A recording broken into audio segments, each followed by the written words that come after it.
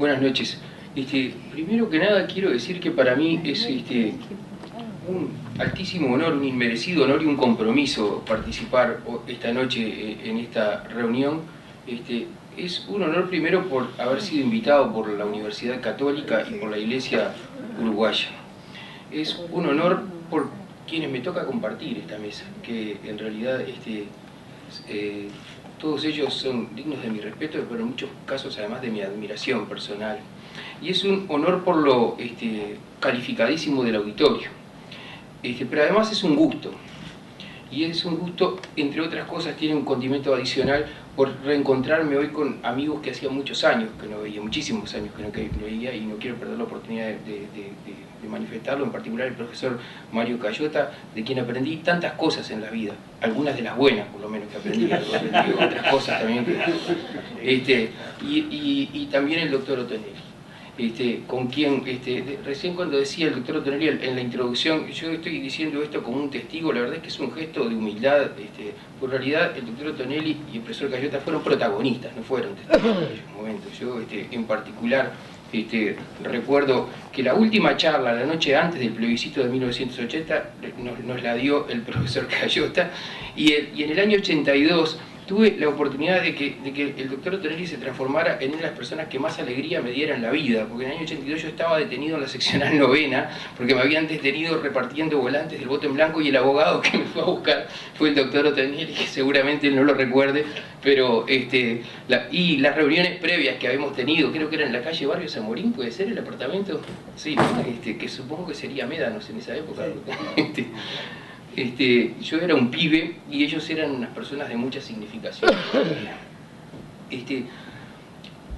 A lo largo y ancho del mundo y de la historia, en realidad es posible encontrar multiplicidad de instancias y de momentos, multiplicidad de declaraciones y de reconocimientos respecto a la libertad de conciencia, a la libertad de pensamiento, a la libertad de religión. Basta mencionar 3 o 4 hitos sumamente significativos para nosotros, en particular las instrucciones del año 13, la Constitución de la República, la Declaración Universal de los Derechos Humanos, el Pacto de San José de Costa Rica, por mencionar solo algunos en los cuales estas libertades son enunciadas y reconocidas. Ahora bien, entendida la libertad de conciencia como la delimitación de un recinto de absoluta libertad individual, un recinto dentro del cual la persona es absolutamente libre para autodeterminarse sin que nadie, y particularmente sin que el Estado, pueda interferir con sus convicciones más íntimas. Aún así existe el riesgo, aún así existe la posibilidad de una lectura distorsionada. Aún así existe el riesgo de una lectura las más de las veces interesada de ese derecho, en el sentido de tratar de interpretar que este ámbito libérrimo, este ámbito de libertad irrestricta, está o debería estar limitado a lo estrictamente privado. En esta interpretación, lo exento de intromisión, lo reservado a la propia conciencia, parecería ser un ámbito de absoluta intimidad, y en cuanto tal estaría libre, permanecería inviolable en la misma medida en que quede reducido a la esfera privada. Algo de esto pasa en nuestro país. Algo de esto pasa en nuestro país con aquellas concepciones, por ejemplo, de la laicidad que han abandonado una concepción abierta de la laicidad. Algo de esto pasa en nuestro país con aquellas concepciones que, por ejemplo, en lugar que han abandonado la concepción que temerosos, en lugar de animarse, en lugar de promover la mayor pluralidad natural que es propia de la convivencia humana, adoptan una actitud defensiva, reaccionaria, militante, en desmedro de la libertad, aunque paradójicamente se la invoca. Es preciso entonces dejar bien claro que toda vez que las manifestaciones externas de la libertad de conciencia son vulneradas, ya sea por la imposición de prácticas que son contrarias a las propias convicciones, o ya sea porque de alguna manera se intenta impedir, obstaculizar, entorpecer o interferir de alguna manera con estas manifestaciones externas. Toda vez que esto pasa, también se ve lesionado el fuero íntimo de las personas.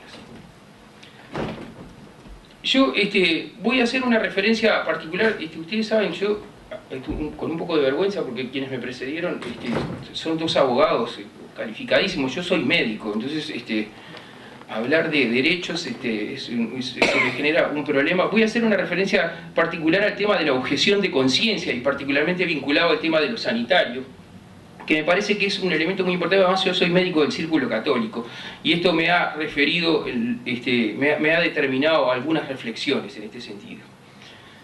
La libertad de conciencia incluye el derecho a la objeción de conciencia, entendida como el derecho a no cumplir con una determinada norma. Yo no sé si esto se escucha así. Sí, perfecto.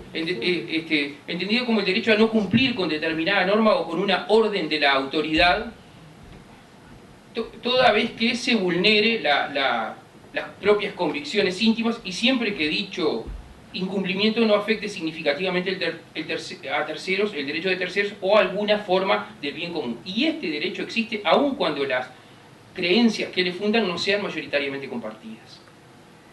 La motivación puede proceder de razones religiosas, pero también puede proceder de otro tipo de razones, deontológicas, bioéticas u otras. Simplemente quien la invoca debe acreditar la sinceridad y la seriedad de su creencia.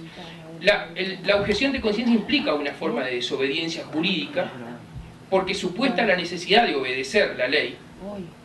Esto es, la obediencia de la ley como conducta debida y esperada.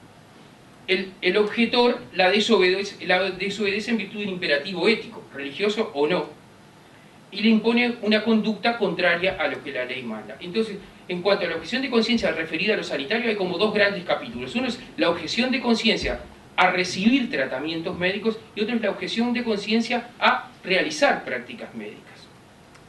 Y en los dos casos me parece que hay algunas cosas para señalar. En cuanto a la objeción de conciencia a recibir tratamientos médicos, es cuando la persona, siendo consciente del riesgo que corre, prefiere anteponer sus convicciones filosóficas o religiosas a la indicación médica. Tratándose de un adulto consciente y libre, parece que no cabría imponerle un tratamiento que vulnerara sus concepciones íntimas. Ahora bien, esto es lo que ocurre, por ejemplo, con la negativa a recibir transfusiones de sangre, cuando se trata de personas que son testigos de Jehová. Y eso generalmente es aceptado cuando se trata de adultos conscientes. En nuestra opinión, el límite debería estar dado por una adecuada valoración de la emergencia y del riesgo de vida que corre el paciente. Porque en todo caso parece bastante entendible que el derecho a la vida no es disponible, y que en todo caso es un bien jurídico superior a ser tutelado. En cambio, parece lógico que no se la admite cuando, existiendo evidencia científica en contrario, o existiendo una indicación expresa de un profesional de la salud, se trate de niños pequeños y sean sus padres o eventualmente los responsables legales quienes expresan la negativa. En todo caso entramos en un campo de nebulosa, por ejemplo, en el caso de menores de edad que hacen por sí mismos esta opción. Y me parece que hay que reflexionar más al respecto.